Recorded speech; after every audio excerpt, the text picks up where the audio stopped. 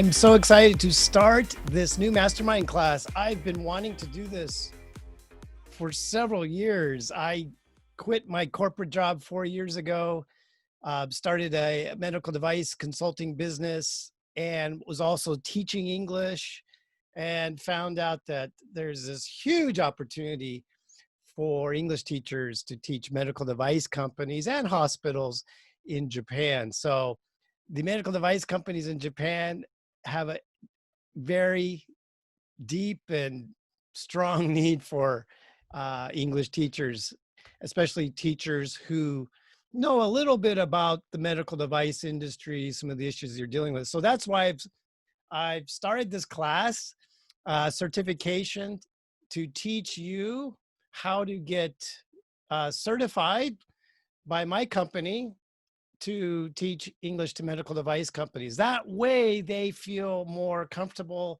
It's easier for you to get jobs. It's easier for you to gain credibility. So without further ado, let me share my screen. Let me share my slides. So this is 6-week course. We'll be meeting every Sunday night at 8 p.m. and should go no more than an hour, maybe less, depending on how many questions you guys give at the end. But again, this is to get certified to teach English to medical device companies in Japan. I'm assuming you're already English teachers. You already know how to teach.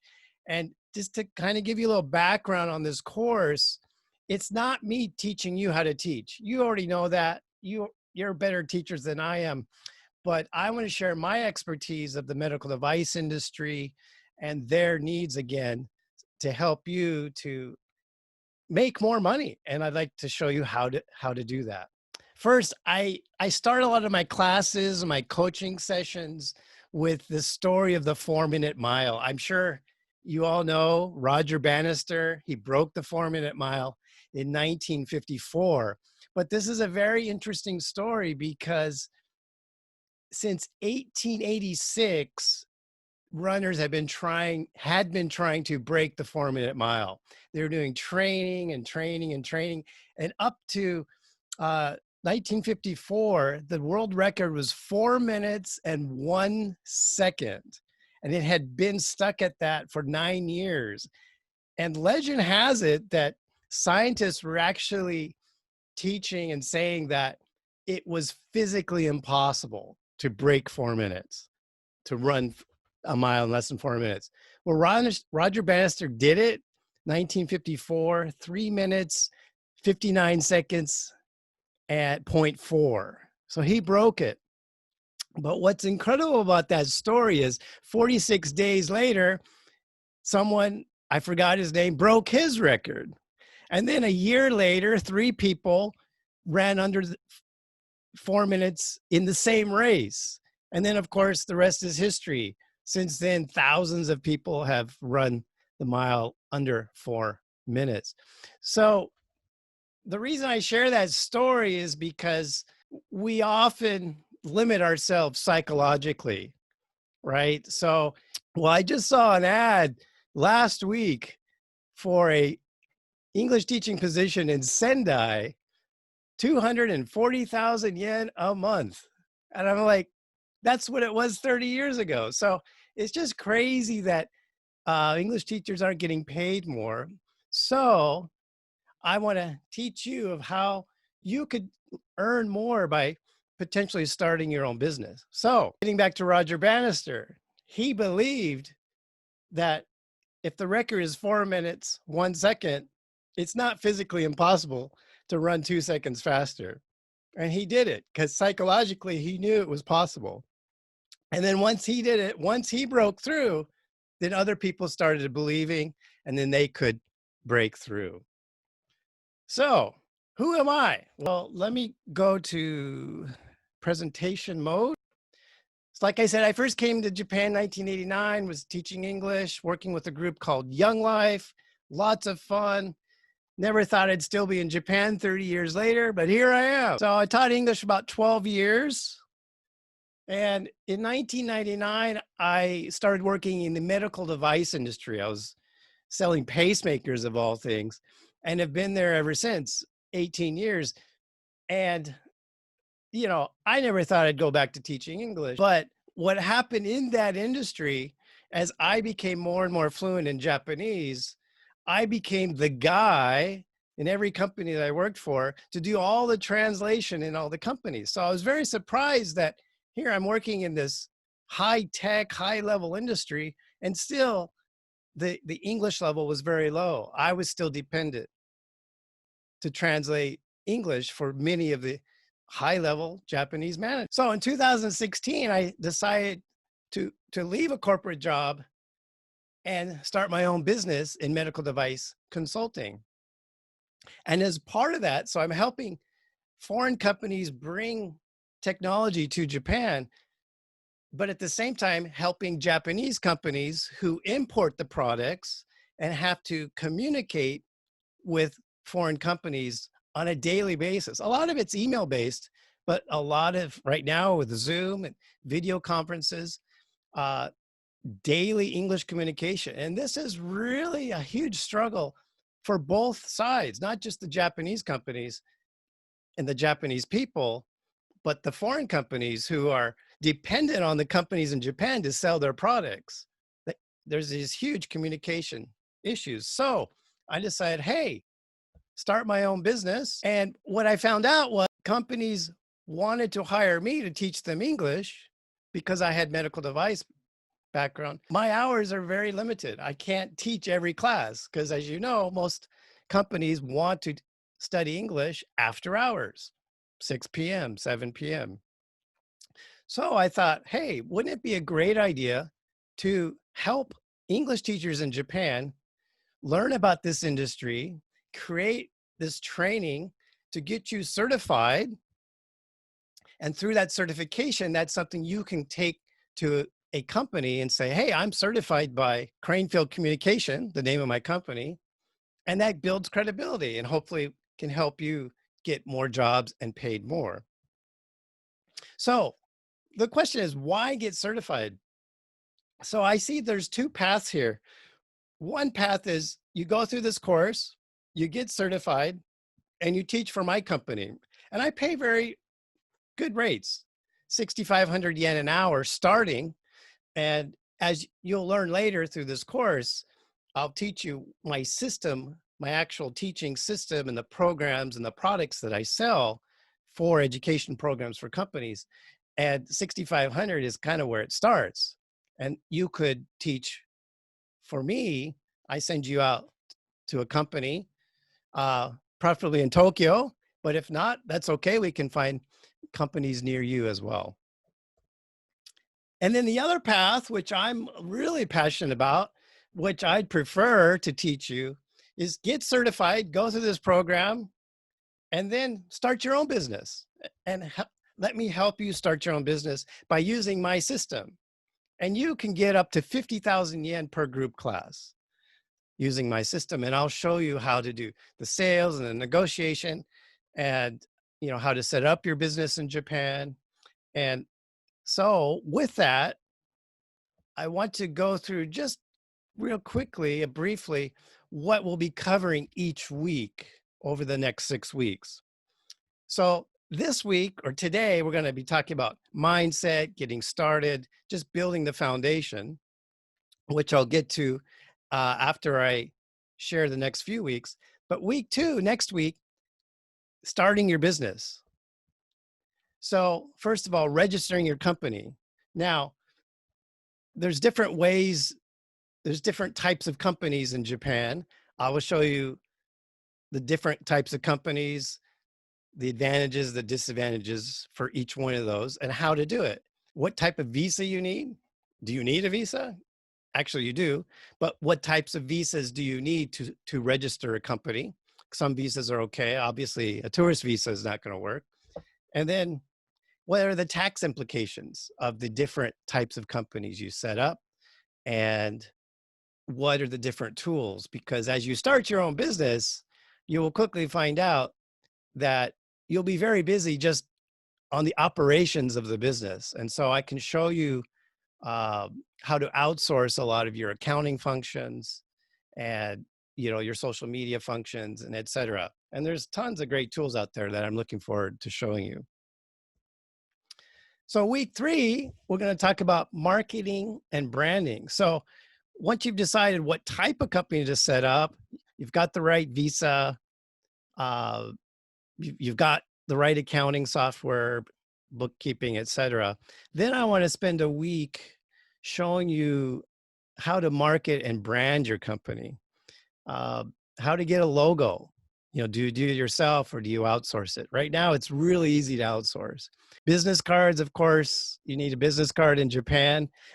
You'll need your business email. Usually that's set up through the same company that hosts your website. Photos, you're going to need lots of good photos. There's a lot of great stock images out there. I'll show you some different sites that you can use to get good images for your website and for your marketing. And then last but not least, social media. So, you know, it used to be you needed a website. Now, with your own company, you need a Facebook page, you need a business Instagram page, you need a LinkedIn profile. Learning how to set all these things up, how to integrate them all, and to utilize, again, for free, how to build your networks, build leads, and get uh, contacts of companies to sell your services to. So week 4, then I'll be introducing you to the medical device industry in Japan. So I'll introduce you to several companies. I know of 500 companies. There are actually more, but there's 500 main medical device companies in Japan. Now, when you start looking at distributors and sub-distributors and dealers, it goes into the thousands.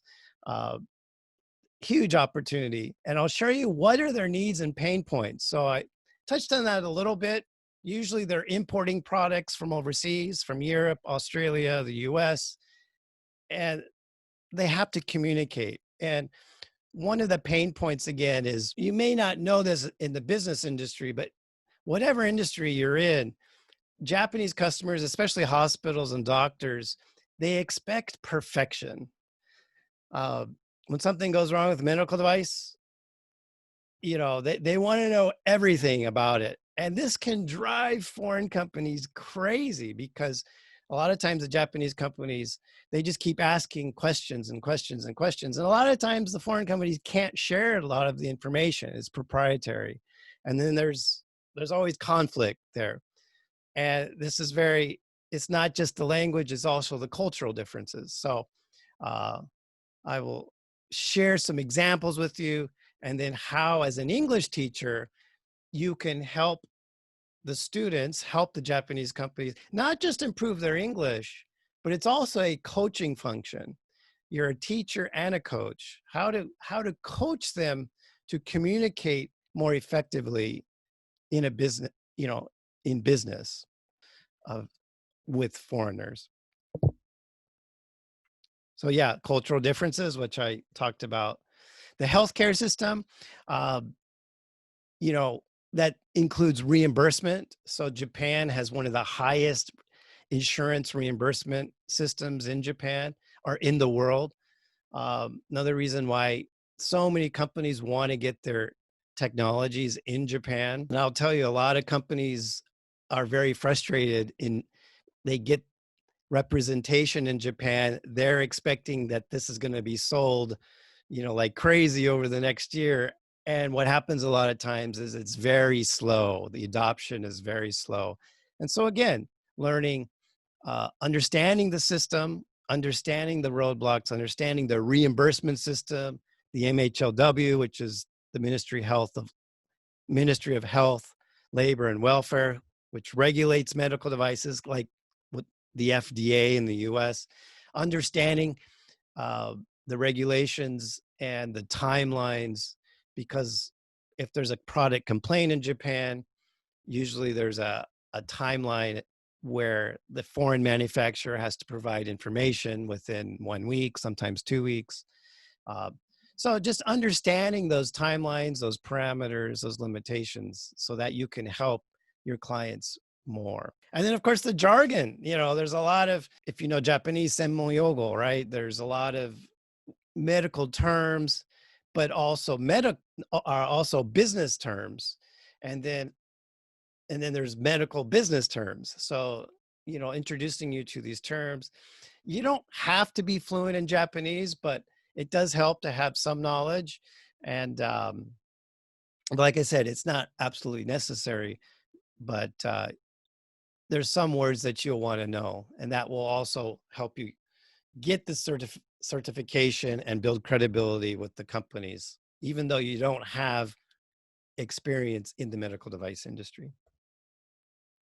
And then week 5, the Cranefield system. So, but anyway, the Cranefield system, I have 3 textbooks, and it's basically beginning, middle, and end, beginner, intermediate, advanced.